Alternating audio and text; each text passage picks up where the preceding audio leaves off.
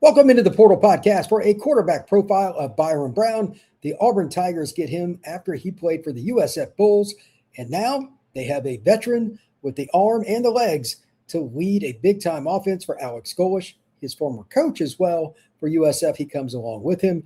Several receivers coming over to the Tigers from USF, and above all else, just high expectations.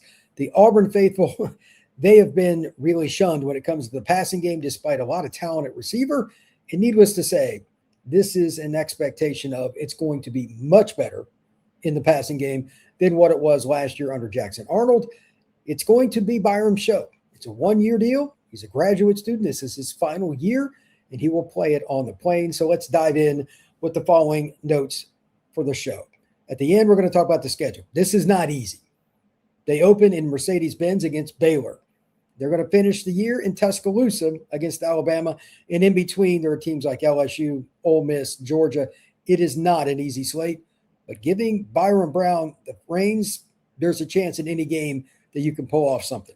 The 26 expectations, not just for Brown, but for Auburn, I want to get into that. We're going to talk about his stats and, above all else, who is he as a player? Well, number one, looking at his career at USF, he started 2 games at the end of his freshman year. He started 13 games his second year. He got hurt, but still started 5 games in 2024. And then this past season, he started 12 games. All told, 32 football games, Byron Brown has been a starter. There is no ability more important than your availability. That is something college coaches have told me. That's something you're going to hear on every sports talk radio show, every scout behind the scenes. Is he healthy? It's the number one factor for whether or not teams win or lose games in any sport. Are your best players available? Byron Brown, by and large, despite being a running quarterback, stays healthy. Now, that's not a guarantee in the Southeastern Conference. And again, we'll get to the schedule for Auburn a little later, but he is very, very talented, and he's a big guy. Again, 6'3", 240. This is not somebody that's a typical quarterback that's like 205, 210. He will truck somebody. He can make somebody miss. And he's also an able-bodied passer. To that end, looking at his stats this past year, it's pretty darn good. 225 at 342, 65.8%, 3,131 yards, 9.2 yards per attempt, 28 scores, 7 interceptions. Byron Brown was really, really good. And on that end, Pro Football Focus, it's a pretty good way to look at things from a broader perspective. So let's bring that in as well. Byron Brown was very good in that regard as well. He did not disappoint in any way, shape, or form. Offensive grade overall, one of the highest in the country, 91.5, 86.2 as a runner. He was very good in the passing game too, but let's talk about the run game most importantly here, because this is what it is that changes games with the quarterback, especially in the red zone, short yardage. We're going to start off the rushing here. He did have a couple of fumbles, 57 grade there. In his run blocking, 60.1. I don't know why they really care much about that. But as a passer, this is a guy that was also very good. Didn't have any problems there because, again, 225 at 342, 65.8, 28 touchdowns, 7 picks. The grade for passing the football, 85.7. I mean, that is such a far cry from where they were with Jackson Arnold. It's not even funny, and I'm not trying to pick on him, but last year Jackson Arnold's rushing average was 5.6. His passing average was 6.1. It's just not good enough. Now, here's the other part with Brown. They have 5 receivers coming over from USF. So these numbers that you see, like the big-time throws, there's 21 of them. He's going to be playing with guys he's familiar with in the same offense with the same head coach who's an offensive-minded guy. There's really no reason for me to think that he's not going to be an elite player for the Auburn Tigers. Now, as you get into the stats and you sit there and say, well, Brian, he played G6. Okay, that's absolutely accurate. But he also, this is very important as well, he also had the opportunity not only to play against just G6. They played Miami. They played Florida. While they didn't do great against the Canes, they couldn't block them up front.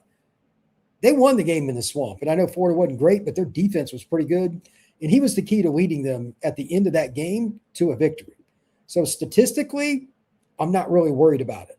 But most importantly, these are my own notes, just what I think of him from watching film, from seeing him play on TV. I wish I'd seen him play live. Experience counts. Again, 32 starts. He's got a big-time arm. He can throw the deep ball. Over 9 yards per reception also solidifies that. His legs, he's one of like 12 or 14 players in the history of college football to throw for over 3,000 and run for over 1,000 in a year. That's pretty impressive. And then he's a clutch guy. The final drive against Florida kind of proves that. And then he's durable. Again, he's played a lot of football, and despite taking a lot of hits, he's that guy that's made it. So what are the expectations for Auburn, and what about their schedule? Let's get into that right after the break, right here on the Portal Podcast. Today's show is brought to you by Mazda, moving the game forward for those who show there's more to the score than what's on the screen. And we're talking about Byron Brown and the Auburn Tigers.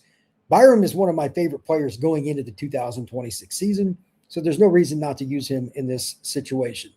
His demeanor, the way he carries himself in clutch situations, especially that game against Florida last year, makes me think this is a guy that's a little bit different than most quarterbacks who are just talented or just experienced.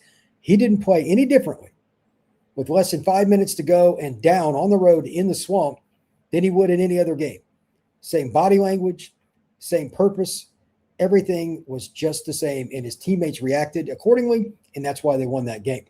We put the same kind of effort into that, and it's what really makes it raise the bar. It's the extra work off the field, dialing in every single detail, giving it that extra fire, that grit, and I never quit.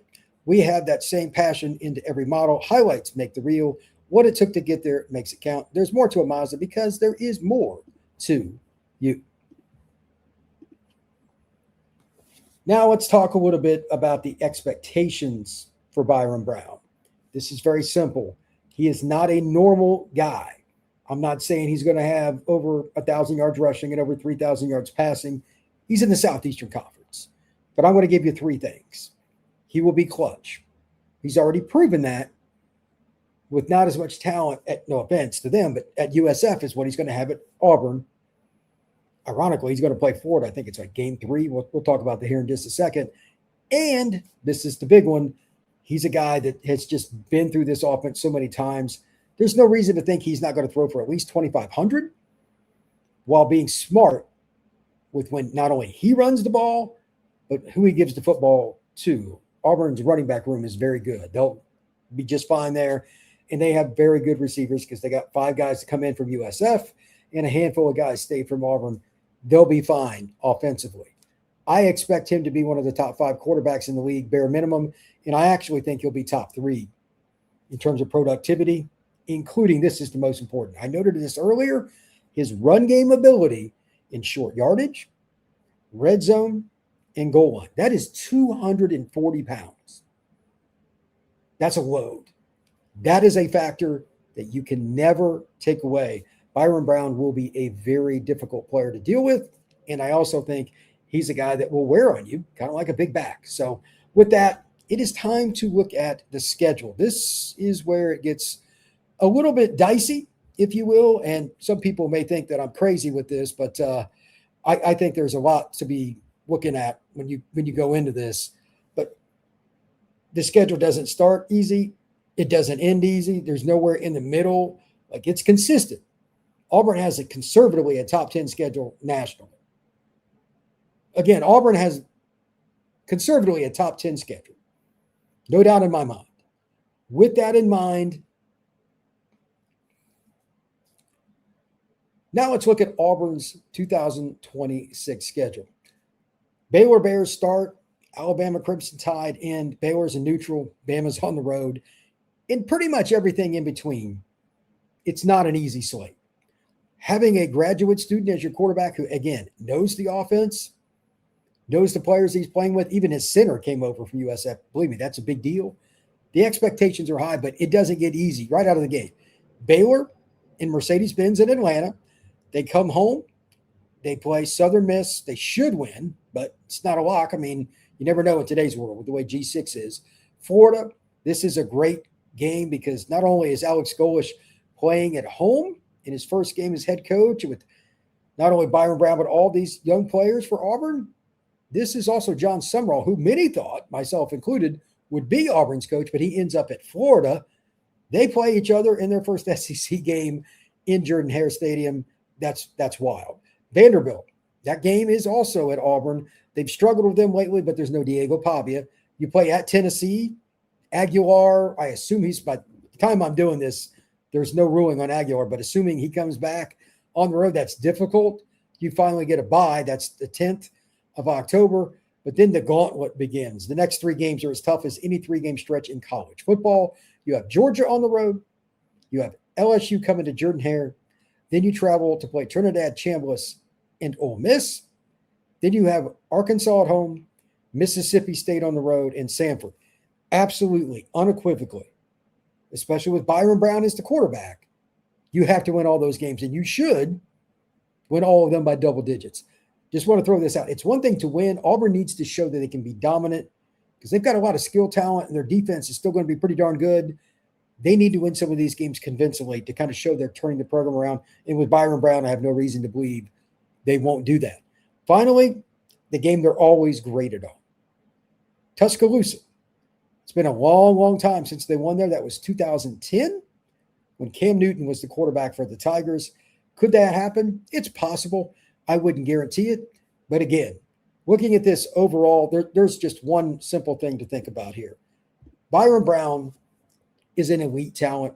He's durable. He's experienced. And above all else, he's just clutch. I think he will be one of the quarterbacks that everybody's talking about throughout the season. Nobody's going to want to play against. Do I think Auburn's going to the playoff? No. Their schedule, in my opinion, is too difficult with the new staff and everything. 7-5, 8-4 is very doable, but they're probably going to be underdogs in 4, if not 5 games. And there's going to be some other margins by FanDuel, etc. They're probably only going to be favored like 3-5. It will be close. But that's why I keep bringing up Byron Brown as a clutch player. He's proven it. Now he gets his chance to do it on the biggest stage, the Southeastern Conference. Thank you for checking out this quarterback profile. We're going to have many, many more. Going to go across the FBS and Division I, conference by conference, starting with the SEC. We'll finish somewhere down the line in late spring, but this is a lot of fun. I hope you enjoyed this one. We will see you again soon here on the Portal Podcast.